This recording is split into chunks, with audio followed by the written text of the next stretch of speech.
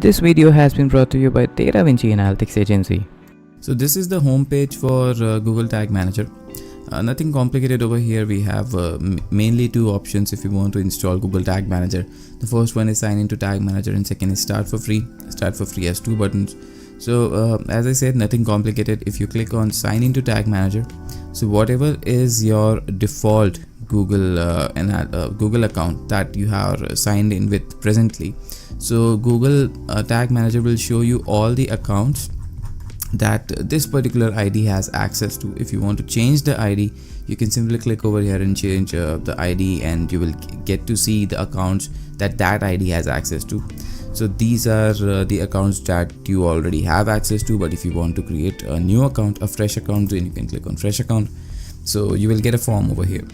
The same form you will get if you click on start for free. Okay, so as you can see that this form and this form is same. So again, if you are going to create a new account, then this new account will be mapped to this ID. So if you do not want to map anything to this ID, then you need to change the ID. All right, so what do we have here? Nothing complicated. So but you need to understand the structure of Google Tag Manager. So as we just saw in the previous screen, when we click on sign into Google Tag Manager, there were multiple accounts. So one Google ID, one Gmail ID would have access to multiple accounts. Okay, and each of those accounts can have multiple containers. So what you are doing over here when you click on create a new account or start for free, you are going to create a new container for a particular account. All right, so the way you can name this is something that can help you segregate between different accounts. Most people might have just one account for them, but if you're someone who is managing multiple clients or you have an agency, then it would be advisable to create account names in the name of agency. Okay, so that in case you have multiple containers within that account, you can segregate them easily. So for example, you can have one container for blog, one container for e-commerce, one container for any kind of affiliate site, right? So nothing complicated. As I said, it's very simple. So let us start by creating a simple account for DataVinci Analytics Agency. All right, so here you get the option to select the country. Okay, so I can select India because that would be relevant for me. And then here's a checkbox which says share data anonymously with Google and others. So you can hover over it and you can see that Google Tag Manager essentially tells that they would be sharing this data for benchmarking purposes, and this data would be shared anonymously. So it is not going to affect the performance of your Google Tag Manager as such directly. As they are saying that they are doing this for benchmarking, so they would use the data that they put in Google Tag Manager to benchmark against the performance of other tag managers, or in general benchmark against the industry and see how the performance of Tag Manager is evolving over time. Okay, so I don't mind sharing data with Google. It's entirely your prerogative whether you want to do it or not. This is not going to be your personal data or PII data. This is just going to be the data of Google Tag Manager. This is not going to be the data that you send to Facebook or Google Analytics or anything like that. Okay, next we have the container setup. So as you can see, it says container name, but for example they have given the site, so you can put anything over here. It just should be business friendly and help you to understand this is the name of the container. So the container are different for each of the platforms. So web would have a different container and apps would have a different container. One container can be only for one type of property. You cannot have a container that you can use in both iOS, Android, AMP and web. So for example, for website you have to have a different container. So here, like I can say that it is for DataVinci site. Okay, if I want to create a new container for DataVinci app, then I have to repeat the process. I'll share in just a few minutes how we can create a new container, but let's not just go with the flow. And we can say that if you want to create a container for the site, we can just give a business friendly name that would help us understand that within the DataVinci Analytics Agency, if I have to check the setup for the website, I can look for DataVinci site container.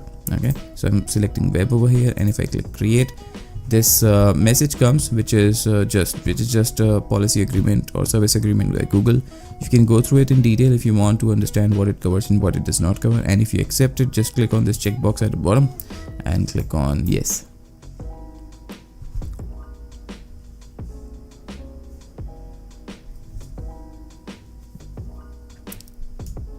So once you click on yes, you will be shown this screen, right? So these are the tags for Google Tag Manager that you need to put on your website. Just in case it happens that you miss on these tags, or you want to set up this tag for an existing property, so just you can go and access these tags again by clicking on admin and then clicking on install Google Tag Manager, and you would be given the same tags. Okay, so this one here and this one here. Now a few things to keep in mind over here. So place this code as high as possible in the head tag, and place this code after opening the body tag. Now if you pay attention over here, this is a script tag. Okay, script, right? So it's starting from here, ending here. This is a no script tag. You seeing it? Now what's the difference between a script tag and a no script tag? So all the functions, the key functions and the various kinds of tracking that Google Tag Manager is doing, it's essentially based on JavaScript. Okay, so in case your JavaScript does not work, so in case a visitor is coming to your website who has disabled JavaScript on their browser, then Google Tag Manager would use this tag. Okay, so these two tags are not dependent on each other. Only if this tag is not working specifically because of JavaScript issues on a visitor's browser, then this tag would work. Okay, now this tag is highly optional. Even if you do not place this tag would continue to work, and your Google Tag Manager would continue to work just fine. And this tag is not a replacement for this tag, because understand this thing that Google Tag Manager is essentially leveraging JavaScript to a huge extent. So if JavaScript is not working, then a lot of things would not work. This would just do a very basic level of tracking. All right, this is not going to replace whatever you can do with this tag, right? And also what you need to understand is that these days almost 90 to 95% of the websites, particularly good websites, are using JavaScript. So it's not just the case of Google Tag Manager that is not going to work if JavaScript is disabled, but almost most of the features can get disabled if JavaScript is not working. So if you feel that your website or any website for which you are setting up Google Tag Manager would not function anyway fine without JavaScript usage, or if someone is coming to your site if they have disabled JavaScript, then anyway they are not your ideal visitors, then you can keep this out as well. Okay, it's not going to affect your tracking in any way. All right, so here you can simply copy this, and this code then needs to go on all the pages of the website on which you have to install Google Tag Manager. Okay, so you can simply copy this tag, and let's see how you can do this for WordPress. So before continuing ahead with the video, just a small invitation for you. So if you go to our website datavinci.services, you will see the link to our Facebook group. So if you click on this link, you will be taken to the Digital Optimization League by DataVinci. It's a free group that we have specifically created for digital analytics community, so that we can mutually learn and grow and just know about the trends. So we geek on digital analytics, data visualization, digital optimization, conversion rate optimization, and things like that. So I invite you to join our group. Again, it's a free group, and looking forward to see you over there. So we are in the admin interface of WordPress for DataVinci, as our site is based on WordPress. Alright, so there are multiple ways to install Google Tag Manager for WordPress, but if you understand it, then the core fundamental is same. So this tag needs to go as high as possible in the head tag. So whatever platform you're using, be it Shopify, or you're using WordPress, or you're using Wix, or it's a raw HTML file, you need to make sure that this tag is going as high as possible in the head tag. Okay, now if you do not have understanding of head or body, so you can open any site. So let's say Apple India. Okay, so you open any site, and if you view the source code of the site, so you can simply, for Chrome, you can simply do just Control U. So you will see the atoms and cells of this particular site. So this is the raw HTML code for Apple India website. So you will see that this site is having this head tag. So it's starting at line 35 and it's going till line 127. Okay, so what Google Tag Manager is instructing you that this particular tag needs to go on all the pages somewhere between 35 to 127. Okay, preferably as high as possible. Okay, so preferably if it can come as early, like they have for some reason left this space, but let's assume that they could place the tag from here. So if they could place from 83, 84 as high as possible, so that would ensure that whatever you are placing in Tag Manager, so Tag Manager starts loading early, and all the various analytics or marketing tags that you are placing, you can properly control the timing of each of those tags. All right, now it's advisable to place this at high as possible, but it does not mean that if you place it at line 126 then it will crack something. Okay, as long as you're placing this within the head tag, your Google Tag Manager would work properly. This needs to go on all the pages of the website where you want to enable Google Tag Manager on the site. Okay, so in WordPress, as I said, that there are two ways to do that, or multiple ways to do that. So one of the easiest way is to use a plugin.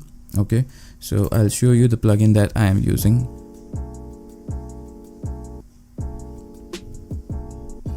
So there is a very famous plugin by Thomas Giger, which is Google Tag Manager for WordPress. I've installed that plugin. I'll quickly show you the settings. So you have to place your Google Tag Manager ID, and then you get 4 options. One is the footer of the page, which is not recommended by Google, but no tweak is required in your template. So if you do not want to make any code changes, you can go with this option and see if it works fine for you. Then you can simply select this one. Otherwise, it's custom that needs a tweak in your template. As you can see that I have used this one. Then there is codeless injection. Then this can break your front end, so obviously I don't want to use this. And then there is off, which only adds data layer to the page. I'm not covering data layer in this lesson. That is something for a different lesson. All right, so this one seems fine to me, custom, where I can tweak the template. The other things that are there in this plugin are you can use this plugin to enable enhanced e-commerce tracking, which is something in Google Analytics, and then it offers the various other kinds of tracking as well. Right now, just limiting the scope of this lesson to installing Google Tag Manager. Okay, so here you can see that I have put in the GTM ID. Now if you notice in your tag, you can get the GTM ID from here. Okay, so this is the same GTM ID that you need to get from your tag particularly and place it in your WordPress container.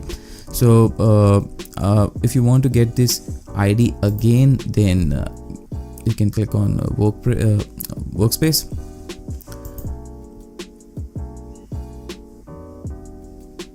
And here as well, if you see that this is the ID. Another location if you want to get this ID.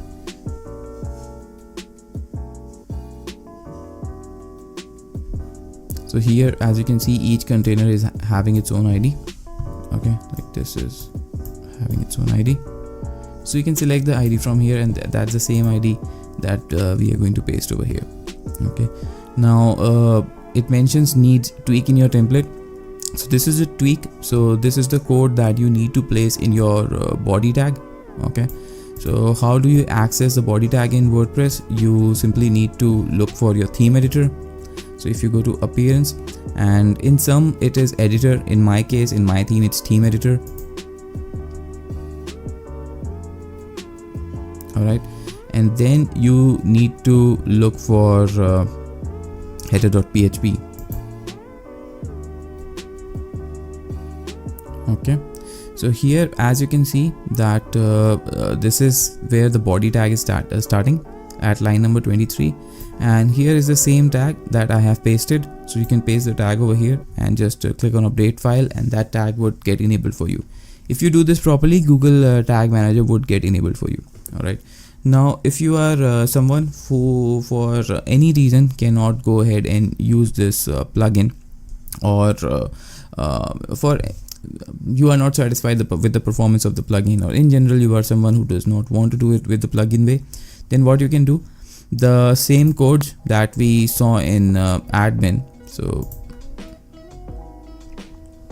these codes you can take from here, and you can paste here. Okay, so here as the head tag is starting, so somewhere here you can place those tags, and again if you update the file, this would get published on all the pages on your website, and Google Tag Manager would get enabled for you. All right.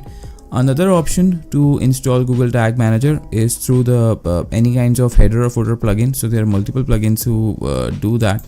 So you can just look for the header and footer. So like this one is in the settings, insert header and footer, or header and footer scripts, anyone you can take. So what these plugins do, they would enable you to access the header and footer of your page or of your theme. Okay, so you can put the code of your head tag over here. So as you can see that the following script, if any, would be inserted into a head tag of your WordPress, and this one would be inserted in the body tag. So you can place the no script tag over here and the head tag over here, and this will also enable the Google Tag Manager for your account. So these are the three ways through which you can install Google Tag Manager on your website. Now once you have done that, and if you want to validate that whether this has been done properly or not, you can simply go to the preview mode of your WordPress container, of your Google Tag Manager container. So let's just have a look at that as well. Now to preview whether Google Tag Manager has been properly installed or not, what you can do is simply click on preview. Okay, and once you do this, you will get this orange pane which will tell you that now previewing. So what it essentially does, it drops a cookie on this particular browser, and after browsing this, after dropping this cookie, if you now go to the website for which you are previewing, and if you refresh the site, you will start seeing this pane. Okay, so this is coming only for this website, for this browser. So it's not going to be shown to all the users, okay, all the site traffic. This is only coming for you. So if you have installed Google Tag Manager properly, this should start coming. Okay, now a few advanced level concepts to keep in mind. So once you take the tags and everything, it is required to publish the container at least once. Okay, if you do not do that, you will get some kind of 404 error. So as I said, that this is going to be something advanced. So now let's look at the code that we have over here. So that will help you understand better what I'm talking about. So essentially, if you look at code, so this is a minified JS. What that means is that they have removed all the white spaces and everything. But if you look at it, then how is the code starting? It is essentially containing a function. Okay, this is where the function definition is starting, right? And as you can see that these are the arguments that have been passed to that function, right? So for example, window has been passed for W, document for D, right? GTM is container ID has been passed over here. So this code is doing a lot of things. So if we just put a new line after every semicolon, then there are different kinds of instructions that this code is handling. Okay, now one of the things that this code is doing is that it is what it's ensuring is that once this particular tag loads on the visitor browser, it is creating a new script tag specifically for Google Tag Manager. So this script tag is creating another script tag. Let me tell you what I mean over here. So if we go to the console, okay, and if we look at the elements, and what I'll do is that I'll simply search for this particular ID. Okay, so if I go over here and see, so as you can see that it is coming now 4 times, but you have installed it only twice, most probably once in the head tag and once in the body tag, but it's coming 4 times. The extra times that it's coming, those are because this tag has created new tags for Google Tag Manager. So I'll show you which one it has created. This is the tag. This one has been created by this particular tag. It's a function of this tag to create this particular tag. Now in this tag you see something called SRC, which stands for source, and this is where whatever you are creating in Google Tag Manager, this is where everything is residing. Okay, so whatever you create in Google Tag Manager, all kinds of tags, all kinds of triggers, any kind of functionality, okay, that you introduce in Google Tag Manager essentially gets translated into a code, right? And then Google Tag Manager creates this code library for you, and this is where the code for this particular container ID is residing. Okay, now until and unless you publish your Google Tag Manager. So to publish your Google Tag Manager, what you need to do is you need to click on submit and then publish. Until and unless you do that, this location would not have any value. All right, but if you install Google Tag Manager, if you place this tag on your website, okay, this tag would do its thing. This tag would create this new tag for you, and the website would try to access this location. But since you have not published it yet, right, when the website would attempt to access this location, this JavaScript library, it would result into a 404 error. Okay, so if you get this 404 error, so don't get scared. Just publish your Google Tag Manager container once, and this error would go. All right, so this is a very simple way through which you can debug whether you have installed Google Tag Manager properly or not. Right, so you have learned now how to create a new container and how to install Google Tag Manager in general. Let's just assume that you have an existing account and you want to add the container over there. Then it's very easy to do. So just click on these 3 buttons, okay, 3 dots, sorry, and click on create a container, and you would be taken to this page. Here you simply need to put the name of the new container that you want to put and select the type of the container that you want to create. And once you do that, you will have another container. All right, so then you can simply access that container from the home screen and do whatever you want to do with that container. All right, so what we have learned today, we have learned how to create a new container, we have learned how to install Google Tag Manager on WordPress, we saw how to debug it, and we learned some advanced level concepts of what actually the code in the head tag that we put for installing Google Tag Manager is doing. All right, so I hope this was worthy of your time.